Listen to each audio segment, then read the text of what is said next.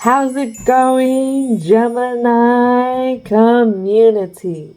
Let's get started with the introductions. So, angels, ancestors, spirit guides, what is it that needs to come out for the introduction? A lot of stuff already popping out. 4 cards. We need the will. The will to get to our path to ascend. But it comes at feeding that inner hunger that we don't understand. Really holding compassion for who we are as we navigate the darkness that we are confused on. The darkness and the hunger are all on the same level here. So extremes.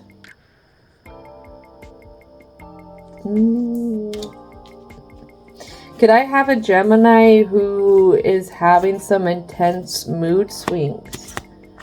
Mood swings. Don't know why they're having these mood swings. It has to do with confusion of boundaries. Feeling like there's something here we don't trust all the way. We're not trusting how it's being given to us. We're not trusting that what we actually want will be given to us, kind of thing. That's interesting. For some reason, we're having trouble with the will and the trust and understanding how all of this is going to mix together for you, coming up to you leveling up here. You don't know that you're on an ascension right now. So we're going to go ahead and take a dive now, a little bit deeper.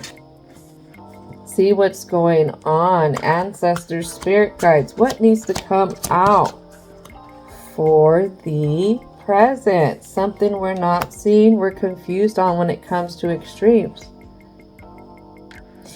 Manifesting things that are within divine alignments, loving alignments, warm alignments, alignments in the light, because right now you're in the dark with things.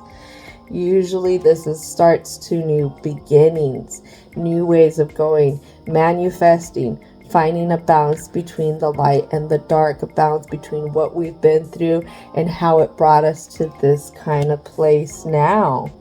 Oh, this is crazy. And it's because you won't put something down. You won't let something go. You won't let it naturally corrode away. I've never had this come out with this tarot deck before. But what lands over here is the Black Newman.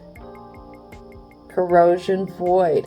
We have the Black Newman and we have the White Newman.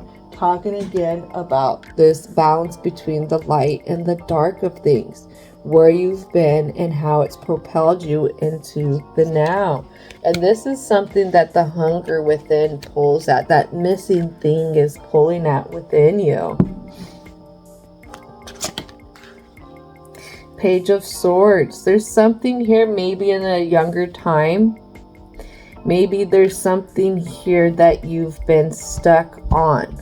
A certain idea that you got stuck on a younger time when it comes to having the security within wherever you're at, but also in your outer environment. It has to do with how to trust others as well. Then we have a Page of Pentacles journey. You had started forging a certain kind of idea about stability. And the stability came at the expense of dealing with others, celebrating with others, trying to celebrate with others, kind of thing. Then we have this Queen of Pentacles. Not sure how to get up from this.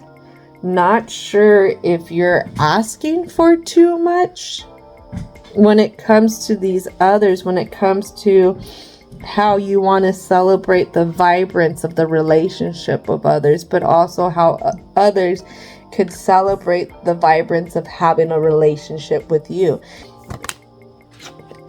And that something in particular has to do with better partnerships. Partnerships where there's equal give and take. But it's giving and receiving too, I feel like. Not just taking, but giving and receiving. And these ones have been very entangling for you when it comes to trying to figure out what to do. We have the World card represented by Capricorn, but also Saturn energy. This is where we seek security, but this is also where we resist change. You've resisted, how do I put this? Not you've resisted. Maybe that's why I stopped. Maybe this community resists any kind of evolvement. Now this lands on trust. We have Four of Swords. Four of Swords can talk about illness. It can talk about being stuck. But here with this Four of Swords in reverse, I feel like you keep moving. What I see is a lot of abundance of energy to keep you going, to keep you busy, to keep your mind busy, to keep your heart busy, so you don't dwell on the things that you feel like you're missing within. Ooh. And as we say within, yeah. This has to do with a lot of Aries energy. Aries energy is represented by Mars. Mars is where we find the conflict. Remember, those pieces that you're missing is where you're finding your conflict. It's also something that's going to bring in the Tower for you. Then we have Three of Wands, you know, searching. Searching. So cardinal energy here is the start to things. You don't see how to start things. You don't see how to bring in a certain truth about things. So we got truth, we got trust, and we got being able to unpin ourselves from certain ideas that we have had for some time now. Again, those ideas could be, again, that notion that we search for things, fulfillments. We're supposed to have these fulfillments from others. It's hard. It's hard because, you know what? If you look at the way society defines love, it's different than how I would even be as bold to say as how the divine would define love. Because love isn't found from going outside and finding it. Love is found from going within and finding it. We made it. We made it to the conclusion. A lot of people don't know the biggest medicine is loving ourselves. When you love yourself, it makes it harder for other people to rock your boat.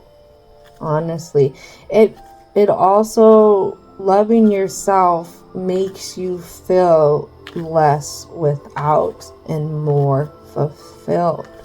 Let's call in divine and universal energy. And it sounds like the angels want to be present here.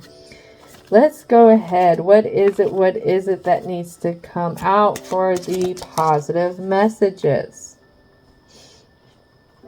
I like this.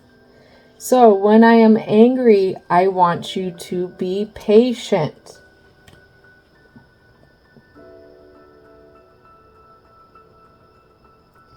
It sounds like you want others to understand how you feel, especially when you are fed up. But the thing is, if these people aren't attuned to their emotional being, to their emotional side, then they're not going to understand your anger. They're not going to understand why you're frustrated because you're not receiving something. And I feel like this is the thing that keeps you unbalanced. How can you sit? How can you sit? How can you sit and understand that even if they're not being patient with you, you can be patient with yourself, and understand that you're going to be frustrated. You're going to be angry. It's a part of being a human. Sometimes the sky plays music quietly.